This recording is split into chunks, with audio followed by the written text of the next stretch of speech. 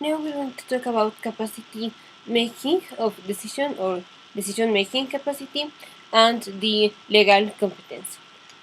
So in decision making capacity, first this is something that the physician is going to assess. Next, the legal competence is something that the judge is going to assess. So here is the judge and here is the physician. In decision making capacity is the ability to understand the information, the ability to understand and can do something with that information, just the ability to make decisions. And this is the ability to make a medical decision. So here's medical decision, here's just ability of doing decisions.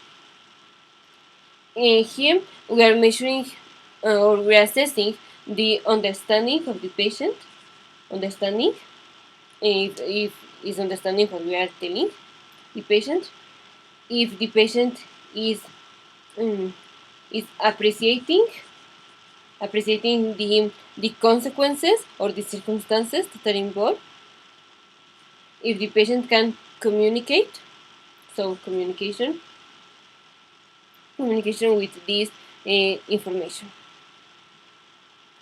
Next, the legal competence is kind of the same, also requires that the patient can communicate fluently, that the patient understands, and that make logical decisions based on logical decisions and judgment of the information based on what is her or his values.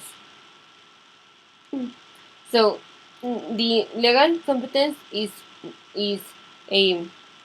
assessed by a judge, and the decision-making capacity is assessed by a physician.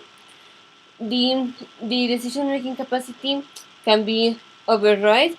Maybe the patient, yes, do have the decision-making capacity and is able to refuse, for example, the treatment of tuberculosis, but because not treating tuberculosis could be a risk for the health worker or the people, then in that case we treat or we give the antibiotics to the patient even though the patient is competent and has the capacity to decide not to take the treatment, but because it's putting the other people at risk or in risk, then we give the treatment even though the patient would have decided and would have allowed to not giving the patient the treatment.